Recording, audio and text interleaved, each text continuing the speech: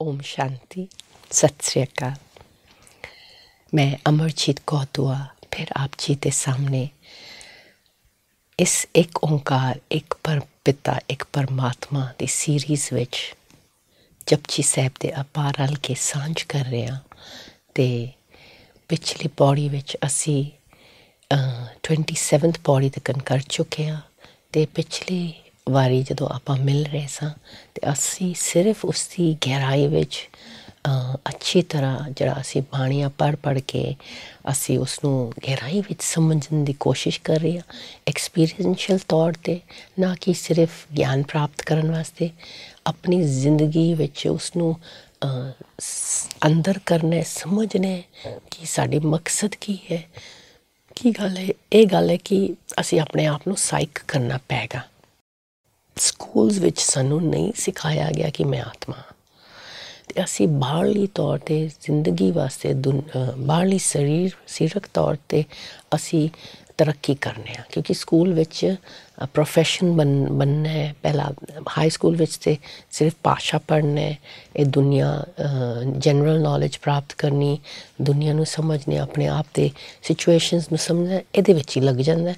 फिर bachelor master विच असी professional तौर पर असी चलने कि साडा प्रोफैशन की होएगा, यो कुछ सिखाया जा रहा है। पर आत्मक रूहानी तौर वो सानू किसी ने सिखाया ना। फर्ज करो कोई हाई स्कूल पढ़ रहा है या मास्टर डिग्री या बैचलर डिग्री ले रहा है, तो अचानक उसकी श्वास निकल जाए, मतलब कि उसकी आत्मा निकल जाए, तो शरीर उत्थे पै जाता है। फिर की फायदा? लाश बन जाने, मौत जो आउंदी तो शरीर लाश बन जाता है, उसका फिर की फायदा? आप अपनी रूहानियत जिंदगी नू कदी भुलना नहीं, क्योंकि ये जड़ी श्वास सानू मिली है, ये किसी मकसद वास्ते है। असी बाहरली गल्लां दे विच फस जाने, तो जो उत्थे असी फस जाने, फिर आपां अपनी रूहानियत सफ़र जड़ा है वो भुल जाने। सानू अपनी रूहानियत की याद करनी पैगी, क्योंकि एक गल गुरुआं दे नाल बाणी दे नाल सानू आइडिया हो जाती है कि इन्नी अहमियत है। ये शरीर दे नाल हर एक स्कूल दी पढ़ाई, हर एक प्रोफैशन दी सक्सैस, हर एक रिश्ते छुट जानी है इस शरीर दे नाल। आत्मा शरीर तो निकल जाए तो सारा कुछ इत्थे ही रह जाना है, कुछ नाल नहीं जाना है। नाल ओही हो जाना है जरा साड़ी आत्मक अवस्था है, जरा साड़ी आत्मक खोज है, साड़ी रूहानियत खोज है, ओही नाल जाना है। तो क्यों ना उसके उत्ते गौर करिए। तो आओ मिल के आपां टुरिए। अज 28th पौड़ी 28वीं पौड़ी ते असी पहुँच चुके हैं। मुंदा संतोख सरमपत झोली, ध्यान की करे विपूत, खिंथा काल कुआरी काया, जुगर डंडा प्रतीत। O yogi, great meditator, make contentment your earrings, spiritual effort your begging bowl, and the cloth bag for your belongings. Make meditation and concentration on God the ash you smear yourself with. Let fear of death be the patched clothing you cover yourself with. Make the purity of your body free from vices the aim of your routine practice, and make faith, trust in God your staff to remind you to beat the false walls, illusions inside you, those vices that avarice. जरा योगियां दा तप करन दे तरीके ने ਉਹ गुरु जी उन्होंने वास्ते भी ते साढ़े वास्ते भी समझा रहे ने कि जोगियां वर्गा असी बनने, कांटे पा के कटोरी फड़ने। नज़ारा उन्होंने दिखाया कि बैगिंग बोल है, सोटी फड़ी एक हाथ विच ते चोला फटिया होया पाया है, ते कांटे पाए ने, ते आपां टुर रहे हैं। ते ये असी मंगते वर्गा, मतलब कि अपने आप नू जिवें रब वाल समझिया असी जा रहे हैं, दुनियावी चीज़ां छड्ड रहे हैं, पर एक्चुअली ये बाहरली छड्डन है, अंदरूनी छड्डन नहीं हैगा।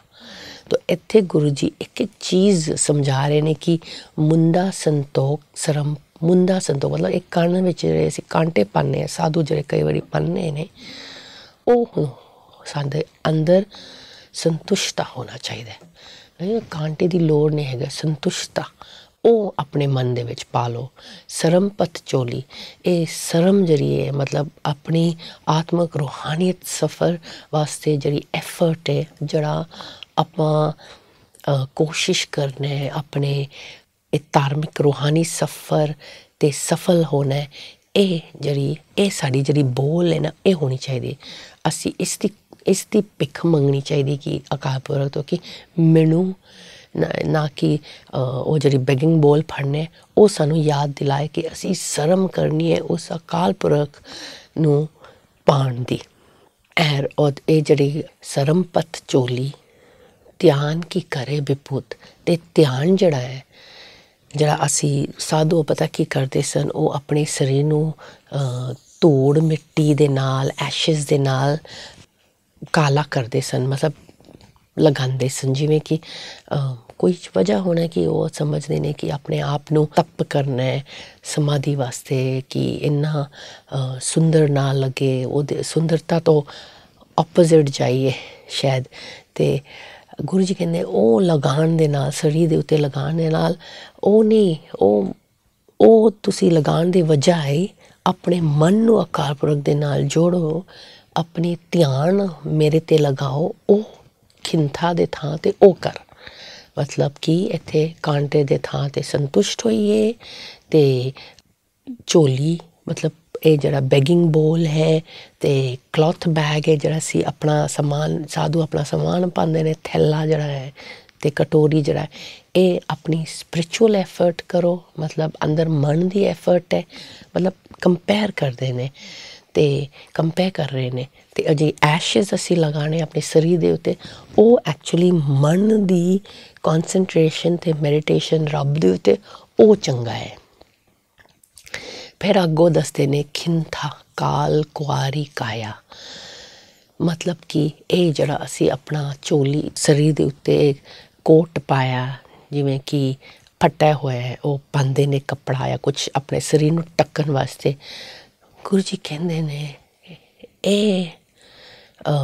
ਇਹਦੀ ਲੋੜ ਨਹੀਂ ਇਹਦੀ ਮਤਲਬ ਇਹਦੀ ਥਾਂ 'ਤੇ ਖੌਫ ਡਰ ਹੋਏ ਕਿ ਸਾਡੀ ਮਤਲਬ ਕਿ ਅਸੀਂ ਸਰੀਰ ਨੂੰ ਛੱਡ ਕੇ ਜਾ ਰਹੇ ਹਾਂ ਮਤਲਬ ਮੌਤ ਦੀ ਖੌਫ ਹੋਏ ਉਹ ਚੰਗਾ ਹੈ ਮੌਤ ਦਾ ਡਰ ਗੁਰੂ ਜੀ ਕਿਉਂ ਸਾਨੂੰ ਕਹਿ ਰਹੇ ਨੇ ਕਿ ਸਾਡੇ ਵਿੱਚ ਉਹ ਮੌਤ ਦੀ ਡਰ ਹੋਣੀ ਚਾਹੀਦੀ ਕਿਉਂਕਿ ਕਾਲ ਕੁਆਰੀ ਮਤਲਬ ਉਹ ਕਾਲ ਦੀ ਵਕਤ ਦੀ ਕਿ ਕਿੰਨਾ ਥੋੜ੍ਹਾ ਵਕਤ ਹੈ ਇਹ ਸਰੀਰ ਨੂੰ ਅਸੀਂ ਛੱਡ ਕੇ ਜਾ ਰਹੇ ਅਤੇ ਇਹ ਸਰੀਰ ਨੂੰ ਜਦੋਂ ਅਸੀਂ ਛੱਡ ਕੇ ਜਾਣਾ ਹੈ ਅਤੇ ਇਹ ਸਰੀਰ ਦੇ ਉੱਤੇ ਭਾਵੇਂ ਤੁਸੀਂ ਚੋਲਾ ਪਾਓ ਤੁਸੀਂ ਕਾਂਟੇ ਪਾਓ ਜੋ ਮਰਜ਼ੀ ਤੁਸੀਂ ਇਸ ਸਰੀਰ ਦੇ ਨਾਲ ਕਰ ਰਹੇ ਹੋ ਅਤੇ ਇਹ ਸਰੀਰ ਨੂੰ ਤੁਸੀਂ ਛੱਡ ਕੇ ਜਾਣਾ ਉਹ ਜਿਹੜੀ ਡੈਥ ਹੈ ਉਹ ਫਿਰ ਤੁਹਾਡੀ ਰੂਹਾਨੀਅਤ ਸਫ਼ਰ ਅਧੂਰਾ ਰਹਿ ਜਾਏਗਾ ਇਸ ਵਾਸਤੇ ਡਰ ਰਹਿਣਾ ਚਾਹੀਦਾ ਕਿ ਮੈਂ ਇੰਨਾ ਜਲਦੀ ਸਰੀਰ ਨੂੰ ਛੱਡ ਕੇ ਨਹੀਂ ਜਾਣਾ ਚਾਹੁੰਦੀ ਹਾਂ ਕਿਉਂਕਿ ਅਕਾਲ ਪੁਰਖ ਨੂੰ ਸਮਝ ਰਹੇ ਹੁਣ ਮਸਾ ਆ ਕੇ ਅਕਾਲ ਪੁਰਖ ਨੂੰ ਸਮਝ ਰਹੇ ਉਸ ਦੀ ਰੂਹਾਨੀ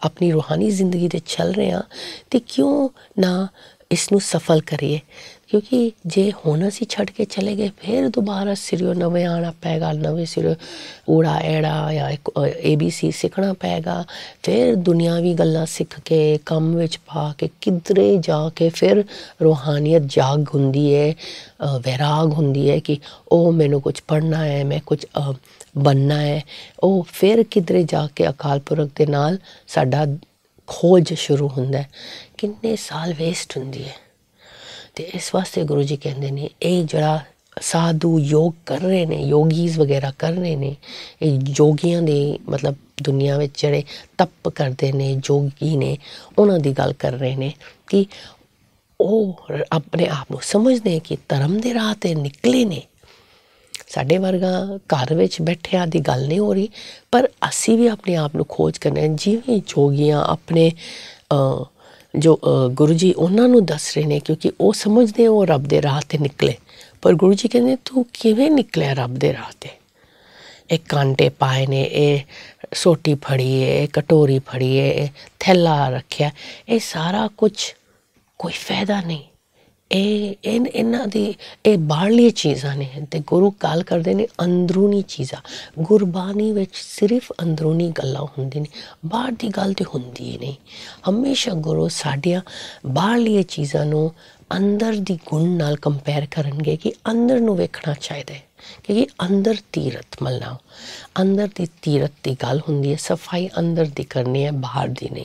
ਅਤੇ ਜੋਗੀਆਂ ਨੂੰ ਗੁਰੂ ਸਮਝਾ ਰਹੇ ਨੇ ਅਤੇ ਆਪਾਂ ਵੀ ਭਾਵੇਂ ਅਸੀਂ ਜੋਗੀ ਵਰਗਾ ਨਹੀਂ ਜਾ ਰਹੇ, ਆਪਾਂ ਵੀ ਤਾਂ ਕਾਂਟੇ ਕਦੀ ਪਾਉਂਦੇ ਹਾਂ ਅਤੇ ਆਪਾਂ ਵੀ ਤਾਂ ਆਪਣੇ ਚੋਲੇ ਦੇ ਉੱਤੇ ਧਿਆਨ ਦਿੰਦੇ ਹਾਂ। ਅਤੇ ਸਾਡਾ ਵੀ ਗੁਰੂ ਜੀ ਕਹਿ ਰਹੇ ਨੇ ਫਿਰ ਤੂੰ ਕਾਂਟੇ ਦੀ ਬਜਾਏ ਸੰਤੁਸ਼ਟ ਰਹਿ। ਮਤਲਬ ਉਹਨਾਂ ਨੇ ਕਾਂਟੇ ਨੂੰ ਕੰਪੇਅਰ ਕੀਤਾ ਸੰਤੁਸ਼ਟਾ ਦੇ ਨਾਲ। ਅਤੇ ਇਹ ਜਿਹੜੇ ਬੈਗਿੰਗ ਬੋਲ ਹੈ ਅਤੇ ਕੱਪੜੇ ਹੈ, ਬੈਗ ਅਸੀਂ ਪੈਕ ਕਰਨੇ ਆਪਣੇ ਸਮਾਨ ਵਿੱਚ ਪਾਉਂਦੇ, ਉਹ ਸਪਿਰਿਚੁਅਲ ਐਫਰਟ, ਜਿਵੇਂ ਅਸੀਂ ਐਫਰਟ ਕਰਨੇ ਆ ਟਰੈਵਲਿੰਗ ਵਿੱਚ, ਬੈਗ ਸੂਟਕੇਸ ਵਿੱਚ ਸਮਾਨ ਪਾ ਕੇ ਆਪਾਂ ਇੱਥੇ ਉੱਥੇ ਜਾਂਦੇ ਹਾਂ, ਉਹਦੀ ਥਾਂ 'ਤੇ ਗੁਰੂ ਜੀ ਕਹਿੰਦੇ ਨੇ ਇੱਥੇ ਉੱਥੇ ਘੁੰਮਣ ਨਾਲੋਂ ਸਪਿਰਿਚੁਅਲ ਐਫਰਟ ਵੀ ਨਾਲ ਕਰੋ। ਮਤਲਬ ਬੇਸ਼ੱਕ ਦੁਨੀਆ ਨੂੰ ਦੇਖੋ, ਲੇਕਿਨ ਸਪਿਰਿਚੁਅਲ ਐਫਰਟ ਮੇਨ ਹੈਗਾ। ਮਤਲਬ ਕਿ ਧਾਰਮਿਕ ਧਿਆਨ ਜਿਹੜੀ ਹੈ ਉਸ ਅਕਾਲ ਪੁਰਖ ਦੇ ਧਿਆਨ ਸਰਮ, ਉਹ ਅਸੀਂ ਕਿਉਂ ਨਾ ਕਰੀਏ, ਮਤਲਬ ਐਫਰਟ ਕਰੀਏ ਧਿਆਨ ਦੇ ਵਿੱਚ। ਅਤੇ ਇਹ ਜਿਹੜਾ ਅਸੀਂ ਆਪਣੇ ਆਪ ਨੂੰ ਚਲੋ ਆਪਾਂ ਤਾਂ ਆਪਣੇ ਆਪ ਨੂੰ ਧੋਂਦੇ ਹਾਂ, ਸਫਾਈ ਰੱਖਦੇ ਹਾਂ, ਅਸੀਂ ਮੈਲ ਐਸ਼ਿਜ਼ ਵਗੈਰਾ ਆਪਣੇ ਸਰੀਰ 'ਤੇ ਨਹੀਂ ਪਾਉਂਦੇ। ਪਰ ਜੇ ਸੋਚਿਆ ਜਾਏ ਅੱਜ ਕੱਲ੍ਹ ਅਸੀਂ ਮੇਕਅਪ ਕਰਨੇ ਹਾਂ, ਇਹ ਮੂੰਹ 'ਤੇ ਅਸੀਂ ਉਹ ਲਾਉਂਦੇ, ਇਹ ਲਾਉਂਦੇ। ਗੁਰੂ ਜੀ ਕਹਿੰਦੇ ਨੇ ਇਹ ਸਾਰਾ ਕੁਝ ਲਾਉਣ ਦੀ ਬਜਾਏ ਆਪਣੇ ਆਪ ਨੂੰ ਸੋਹਣਾ ਜਾਂ ਗੰਦਾ ਕਰਨ ਤੋਂ ਬਜਾਏ, ਜੋਗੀ ਆਪਣੇ ਆਪ ਨੂੰ ਗੰਦਾ ਕਰਦੇ, ਅਸੀਂ ਆਪਣੇ ਆਪ ਨੂੰ ਜ਼ਿਆਦਾ ਸੋਹਣਾ ਕਰਨਾ। ਇਸ ਤੋਂ ਬਜਾਏ ਅਸੀਂ ਕਿਉਂ ਨਾ ਆਪਣਾ ਧਿਆਨ ਇਸ ਸਰੀਰ ਦੇ ਉੱਤੇ ਦੇਣ ਤੋਂ ਬਜਾਏ ਉਸ ਅਕਾਲ ਪੁਰਖ ਨੂੰ ਦਈਏ, ਉਸ ਦੇ ਉੱਤੇ ਅਸੀਂ ਕਿਉਂ ਨਾ ਧਿਆਨ ਕਰੀਏ। ਮੈਡੀਟੇਸ਼ਨ, ਕੌਨਸਨਟ੍ਰੇਸ਼ਨ ਔਨ ਗੋਡ, ਮਤਲਬ ਉਹ ਜ਼ਿਆਦਾ ਜ਼ਰੂਰੀ ਹੈ। ਇਹ ਬਾਹਰਲੀ ਸਰੀਰ ਦੇ ਉੱਤੇ ਧਿਆਨ ਦੇਣ ਦੇ ਬਜਾਏ ਉਸ ਅਕਾਲ ਪੁਰਖ ਦੇ ਉੱਤੇ ਧਿਆਨ ਦੇਣਾ ਇਹ ਜ਼ਿਆਦਾ ਜ਼ਰੂਰੀ ਹੈ। ਅਤੇ ਫਿਰ ਖਿੰਦਾ ਕਾਲ ਕੁਹਾਰੀ ਕਾਇਆ, ਮਤਲਬ ਜੁਗਤ ਡੰਡਾ ਪ੍ਰਤੀਤ, ਮਤਲਬ ਕਿ ਇਹ ਜਿਹੜੇ ਅਸੀਂ ਆਪਣੇ ਚੋਲੀ ਦਾ ਜਿਹੜਾ ਗੱਲ ਹੋ ਰਿਹਾ ਕਿ ਉਹ ਰੱਬ ਨੂੰ, ਇਹ ਚੋਲੀ ਨੂੰ ਅਸੀਂ ਜੋਗੀਆਂ ਵਾਸਤੇ ਅਤੇ ਗੁਰੂ ਜੀ ਨੇ ਉਹ ਚੋਲੀ, ਮਤਲਬ ਉਹ ਜਿਹੜਾ ਕੱਪੜਾ ਪਾਉਂਦੇ ਨੇ ਫਟਿਆ ਹੋਇਆ, ਉਸ ਦੀ ਗੱਲ ਕੀਤੀ ਹੈ ਕਿ ਇਹ ਕੋਟ ਜਿਹੜੀ ਨਾ, ਇਹ ਡਰ ਹੋਣਾ ਚਾਹੀਦਾ ਹੈ ਕਿ ਇਹ ਸਰੀਰ ਨੂੰ, ਇਸ ਕੋਟ ਨੂੰ ਛੱਡ ਕੇ ਜਾਣਾ ਹੀ ਹੈ। ਇਸ ਵਾਸਤੇ ਉਸ ਕੋਟ 'ਤੇ ਧਿਆਨ ਨਾ ਕਰਿਓ, ਆਪਣਾ ਰੂਹਾਨੀ ਸਫਲਤਾ ਦੀ ਧਿਆਨ ਕਰੋ, ਕਿਉਂਕਿ ਤੁਸੀਂ ਸਰੀਰ ਨੂੰ ਛੱਡ ਕੇ ਜਾਓਗੇ ਫਿਰ ਕੀ ਫਾਇਦਾ ਜੇ ਸਾਰਾ ਕੁਝ ਇੱਥੇ ਹੀ ਰਹਿ ਜਾਣਾ। ਇਸ ਵਾਸਤੇ ਇਹ ਇੱਥੇ ਜਿਹੜੀ ਫਟਿਆ ਹੋਇਆ ਚੋਲੀ ਆਪਾਂ ਆਪਣੀ ਜ਼ਿੰਦਗੀ ਵਿੱਚ ਵੀ ਦੇਖ ਸਕਦੇ ਹਾਂ ਕਿ ਅਸੀਂ ਸੋਹਣੇ ਸੋਹਣੇ ਕੱਪੜੇ ਦੇ ਵਿੱਚ ਕਿੰਨਾ ਅਸੀਂ ਧਿਆਨ ਦਿੰਦੇ ਹਾਂ। ਕਦੀ ਸੋਚਿਆ ਕਿ ਅਲਮਾਰੀਆਂ ਅਸੀਂ ਭਰ ਲਏ, ਮੈਂ ਵੀ ਅਸੀਂ ਖਰੀਦਦੇ ਹਾਂ, ਸਾਨੂੰ ਚਾਹ ਹੁੰਦਾ, ਸੋਹਣੀ ਚੀਜ਼ ਨਜ਼ਰ ਆਉਂਦੀ, ਅਸੀਂ ਲੈ ਲੈਂਦੇ ਹਾਂ ਅਤੇ ਉਸ ਦੇ ਵਿੱਚ ਫਸ ਜਾਂਦੇ ਹਾਂ। ਅਤੇ ਜਦੋਂ ਅਸੀਂ ਸਰੀਰ ਨੂੰ ਛੱਡ ਕੇ ਜਾਂਦੇ ਹਾਂ ਫਿਰ ਉਹ ਸਾਰਾ ਕੁਝ ਇੱਥੇ ਹੀ ਰਹਿ ਜਾਣਾ, ਨਾਲ ਦੇ ਲੈ ਜਾਣਾ ਕੋਈ ਨਹੀਂ। ਅਤੇ ਉਹ ਚਲੋ ਤੁਸੀਂ ਕਰ ਰਹੇ ਹੋ, ਉਹ ਮਨਾ ਨਹੀਂ ਕਰਦੇ ਗੁਰੂ ਜੀ, ਲੇਕਿਨ ਗੁਰੂ ਕਹਿੰਦੇ ਨੇ ਮੌਤ ਦੀ ਖੌਫ ਕਰ, ਮੌਤ ਦਾ ਧਿਆਨ ਕਰੋ। ਜਿਵੇਂ ਸ਼ਲੋਕ ਮਹਿਲਾ 9ਵਾਂ ਜਪਜੀ ਸਾਹਿਬ ਦੇ ਅੰਤ ਦੇ ਵਿੱਚ ਬਹੁਤ ਸਾਰੇ ਪੌੜੀਆਂ ਗੁਰੂ ਤੇਗ ਬਹਾਦਰ ਉਚਾਰਦੇ ਨੇ ਕਿ ਮੌਤ ਨੂੰ ਵੇਖ ਕੇ ਜ਼ਿੰਦਗੀ ਜਿਉਣਾ, ਨਹੀਂ ਤਾਂ ਕਿਉਂਕਿ ਸਾਨੂੰ ਪਤਾ ਨਹੀਂ ਮੌਤ ਕਿਹੜੀ ਘੜੀ ਆਉਂਦੀ। ਜਿਵੇਂ ਸਾਨੂੰ ਆਪਣੇ ਜਨਮ ਦਾ ਵਕਤ ਨਹੀਂ ਪਤਾ, ਸਾਨੂੰ ਆਪਣੀ ਮੌਤ ਦਾ ਵੀ ਵਕਤ ਨਹੀਂ ਪਤਾ। ਇਸ ਵਾਸਤੇ ਮੌਤ ਨੂੰ ਹਮੇਸ਼ਾ ਡਰ, ਕਿਉਂਕਿ ਇੰਨਾ ਅਸੀਂ ਪਾ ਲਿਆ, ਅਸੀਂ ਹੁਣ ਇਸ ਹੱਦ ਤੱਕ ਪਹੁੰਚ ਗਏ, ਉਹ ਡਰ ਨਹੀਂ ਕਿ ਮੈਨੂੰ ਮੌਤ ਨਾ ਆਏ ਕਿਉਂਕਿ ਮੇਰੇ ਪਰਿਵਾਰ ਮੇਰੇ ਤੋਂ ਛੁੱਟ ਜਾਏ, ਉਹ ਗੱਲ ਨਹੀਂ। ਇਹ ਡਰ ਅਲੱਗ ਹੈ। ਇਹ ਡਰ ਹੈ ਕਿ ਮੈਂ ਇਨਕੰਪਲੀਟ ਜਰਨੀ ਨਾ ਕਰਾਂ, ਕਿ ਮੈਂ ਰੂਹਾਨੀਅਤ ਸਫ਼ਰ 'ਤੇ ਨਿਕਲ ਚੁੱਕੀ ਹਾਂ ਅਤੇ ਇਹ ਇਨਕੰਪਲੀਟ ਨਾ ਰਹੇ। ਇਸ ਨੂੰ ਆਪਣਾ ਮਕਸਦ ਤੱਕ ਪਹੁੰਚਾਉਣਾ ਹੈ। ਹੁਣ ਇੰਨਾ ਜ਼ਿੰਦਗੀ ਵਿੱਚ ਇੰਨਾ ਕੁਛ ਕਰਕੇ ਕੀਤਾ ਹੋਇਆ, ਇੰਨਾ ਜ਼ਿੰਦਗੀ ਲੰਘ ਗਈ ਹੈ, ਹੁਣ ਕਿਧਰੇ ਜਾ ਕੇ ਰੱਬ ਮਿਲ ਰਿਹਾ, ਰੱਬ ਦੇ ਨਾਲ ਰੱਬ ਦੇ ਵਚਨ ਸੁਣ ਰਹੇ ਹਾਂ, ਰੱਬ ਦੀ ਬਾਣੀ ਨੂੰ ਸਮਝ ਰਹੇ ਹਾਂ ਅਤੇ ਉਸ ਨੂੰ ਜੀ ਰਹੇ ਹਾਂ ਅਤੇ ਉਸ ਆਪਣੇ ਆਪ ਦੇ ਅੰਦਰ ਪਰਿਵਰਤਨ ਦੀ ਕੋਸ਼ਿਸ਼ ਹੋ ਰਹੀ ਹੈ। ਆਪਣੇ ਅੰਦਰ ਜਾਗ ਆ ਗਈ ਹੈ, ਅਵੇਅਰਨੈਸ ਆ ਗਈ ਹੈ, ਅਵੇਕਨਿੰਗ ਆ ਗਈ ਹੈ। ਅਤੇ ਇਸ ਵੇਲੇ ਜੇ ਮੈਂ ਸਰੀਰ ਛੱਡ ਕੇ ਚਲੀ ਜਾ ਅਤੇ ਮੇਰੇ 'ਤੇ ਇੰਨੀ ਐਫਰਟ ਜੋ ਕੀਤਾ ਉਹ ਫਿਰ ਸ਼ੁਰੂ ਨਵਾਂ ਬੱਚਾ ਬਣ ਕੇ ਆਵਾਂਗੇ, ਫਿਰ ਨਵੀਂ ਜ਼ਿੰਦਗੀ ਸ਼ੁਰੂ ਕਰਨੀ ਪੈਗੀ।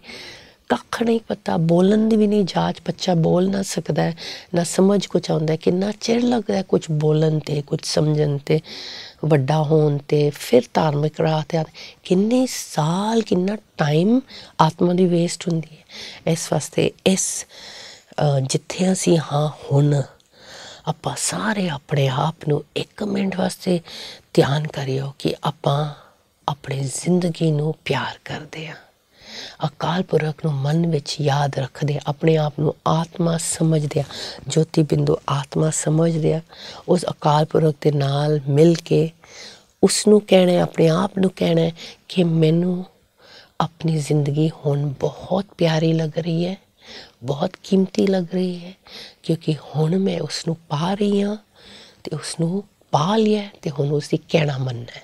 ਅਤੇ ਜ਼ਿੰਦਗੀ ਹੁਣ ਕਿੰਨੀ ਫਾਇਦਾਮੰਦ ਹੈ। ਇਹ ਸਰੀਰ ਵਿੱਚ ਮੈਂ ਆਤਮਾ ਟਿੱਕੀ ਹੋਈ ਹਾਂ, ਇਹ ਸਰੀਰ ਰੂਪੀ ਮੰਦਿਰ ਵਿੱਚ ਮੈਂ ਆਤਮਾ ਟਿੱਕੀ ਹੋਈ ਹਾਂ। ਕਿੰਨਾ ਫਾਇਦਾ ਮੈਂ ਲੈ ਸਕਣੀ ਇਸ ਸਰੀਰ ਤੋਂ ਮੈਂ ਲਵਾਂਗੀ, ਕਿਉਂਕਿ ਪਰਮਾਰਥ ਰਾਹ 'ਤੇ ਮੈਂ ਨਿਕਲ ਚੁੱਕੀ ਹਾਂ ਅਤੇ ਇਸ ਨੂੰ ਬਹੁਤ ਹੀ ਮੈਂ ਫਾਇਦਾਮੰਦ ਕਰੂੰਗੀ, ਕਿਉਂਕਿ ਹੁਣ ਟਾਈਮ ਬਹੁਤ ਘੱਟ ਹੈ। ਕਿੰਨੀ ਉਮਰ 'ਤੇ ਅਸੀਂ ਪਹੁੰਚ ਗਏ ਹਾਂ, ਕਿੰਨਾ ਚਿਰ ਰਹਿੰਦਾ ਸਾਨੂੰ ਕੋਈ ਨਹੀਂ ਪਤਾ। ਇੱਕ ਕਸ਼ਣ, ਇੱਕ ਵਕਤ ਹੁਣ ਸਮਝ ਆ ਗਈ, ਪਤਾ ਚੱਲ ਗਿਆ ਕੀ ਕਰਨਾ, ਅਤੇ ਕਿਉਂ ਨਾ ਹੁਣ ਉਸ ਅਕਾਲ ਪੁਰਖ ਵੱਲ ਟੁਰੀਏ। ਇਹ ਫਾਇਦਾ ਹੋਏਗਾ ਸਾਡੇ ਸਰੀਰ ਦਾ, ਅਤੇ ਨਾ ਕਿ ਸੋਹਣੇ ਸੋਹਣੇ ਕੱਪੜੇ, ਨਾ ਕਿ ਜਾਂ ਜੋਗੀਆਂ ਦੇ ਫੱਟੇ ਕੱਪੜੇ, ਇਹਨਾਂ ਦੇ ਵਿੱਚ ਕੋਈ ਫਰਕ ਨਹੀਂ ਪੈਂਦਾ। ਸੋਹਣਾ ਹੋਏ, ਫਟਾ ਹੋਏ, ਚੋਖਾ ਹੋਏ, ਥੋੜ੍ਹਾ ਹੋਏ, ਕੋਈ ਫਰਕ ਨਹੀਂ। ਇਹ ਚੋਲੀ ਦਾ ਫਾਇਦਾ ਤਾਂ ਹੈ ਜੇ ਆਪਾਂ ਜਿਹੜਾ ਆਤਮਾ ਰਹਿ ਰਹੀ ਇਸ ਸਰੀਰ ਰੂਪੀ ਚੋਲੀ ਦੇ ਵਿੱਚ, ਉਸ ਦੇ ਕਰਮ ਨੂੰ ਸਫਲ ਪਾਉਣ। ਕਰਮੀ ਆਵੇ ਕੱਪੜਾ, ਇਹ ਕੱਪੜਾ ਵਰਗਾ ਚੋਲੀ, ਇਸ ਨੂੰ ਕਰਮ, ਸਹੀ ਰਾਹ 'ਤੇ ਟੁਰਨ ਦੇ ਨਾਲ ਇਸ ਦੀ ਫਾਇਦਾ, ਇਸ ਦੀ ਸਫਲਤਾ ਪਾਣੀ ਹੈ। ਜੁਗਤ ਡੰਡਾ ਪੱਟੀ, ਅਤੇ ਇੱਥੇ ਗੁਰੂ ਜੀ ਕਹਿੰਦੇ ਨੇ ਕਿ ਰੱਬ ਦੀ ਖੌਫ, ਰੱਬ ਦੀ ਪਿਆਰ, ਰੱਬ ਦੇ ਉੱਤੇ ਫੇਥ ਉਹ ਬਣਾਉਣੀ ਚਾਹੀਦੀ। ਸਾਡੀ ਡੰਡਾ ਜਿਹੜੀ ਹੈ, ਸਾਡੀ ਖਿੰਥਾ ਕਾਇਆ ਜੁਗਤ ਡੰਡਾ ਪ੍ਰਤੀਤ, ਉਹ ਡੰਡਾ ਸਾਡਾ ਏਮ, ਆਬਜੈਕਟ, ਪਿਓਰਿਟੀ, ਸਰੀਰ ਤੋਂ ਮਤਲਬ ਇਹ ਵਿਕਾਰ ਤੋਂ ਰਹਿਤ, ਰੱਬ ਦੇ ਉੱਤੇ ਵਿਸ਼ਵਾਸ, ਇਹ ਸਾਨੂੰ ਰਿਮਾਈਂਡ ਕਰਨਾ ਚਾਹੀਦਾ। ਨਾ ਕਿ ਡੰਡਾ ਮਤਲਬ ਜਿਵੇਂ ਸ਼ੰਖ ਹੈ, ਲਕਸ਼ਮੀ ਨਾਰਾਇਣ ਦੇ ਹੱਥ ਵਿੱਚ, ਬ੍ਰਹਮਾ ਦੇ ਹੱਥ ਵਿੱਚ ਸ਼ੰਖ ਹੈ ਨਾ, ਆਪਣੇ ਮੱਤ ਨੂੰ ਮਾਰਨ ਵਾਸਤੇ। ਇਹ ਡੰਡਾ ਸਾਡੇ ਮੱਤ ਨੂੰ ਮਾਰਨ ਵਾਸਤੇ। ਜਾਗੋ ਮੋਹਨ ਪਿਆਰੇ ਜਾਗੋ, ਰੱਬ ਦੇ ਉੱਤੇ ਵਿਸ਼ਵਾਸ ਕਰੋ। ਘੜੀ ਵੇਂਦੇ ਹੋਇਆ ਅਸੀਂ ਫਿਰ ਮਿਲਾਂਗੇ, ਫਿਰ ਆਪਾਂ ਗਹਿਰਾਈ ਵਿੱਚ ਵਿਚਾਰ ਕਰਾਂਗੇ। ਸ਼ੁਕਰੀਆ ਆਪ ਜੀ ਦਾ, ਅਸੀਂ ਇੰਨਾ ਗਹਿਰੀ ਗਿਆਨ ਕਰ ਰਹੇ ਹਾਂ। ਫਿਰ ਮਿਲਾਂਗੇ। ਓਮ ਸ਼ਾਂਤੀ, ਸਤਿ ਸ੍ਰੀ ਅਕਾਲ।